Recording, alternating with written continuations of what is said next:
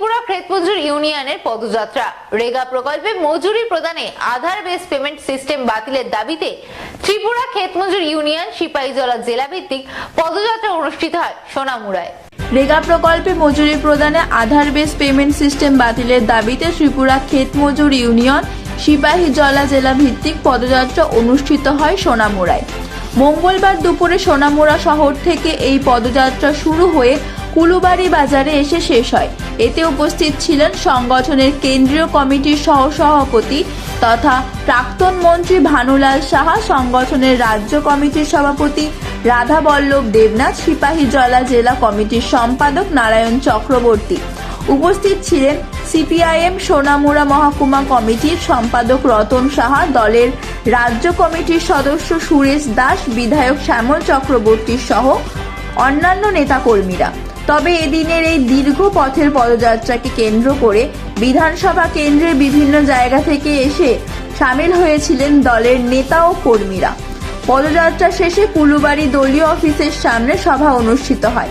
সভায় আলোচনা রাখেন সংগঠনের কেন্দ্রীয় কমিটির সহসভাপতি তথা প্রাক্তন মন্ত্রী ভানুলাল সাহা, সংগঠনের রাজ্য কমিটির সভাপতি রাধা বল্লভ দেবনাথ সহ অন্যান্যরা।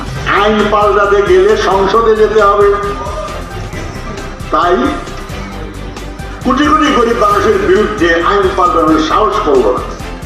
তাই রেগা চললো, কিন্তু তারা বুদ্ধি করলো যে এটাকে আস্তে আস্তে মেরে ফেলা হবে। 14 সালে সরকার আসার পরেই ঘোষণা করা হলো ডিজিটাল ইন্ডিয়া। 791 জন পুলিশের 48 ধরনের পদের মধ্যে এই পদগুলো শূন্য আছে। আরো কিছু বিষয় আছে, সবটা মিলিয়ে আমি এই হিসাবটা উপস্থিত করলাম এই কারণে, যা তারা বলেন তা ঘটনা সত্য নয়।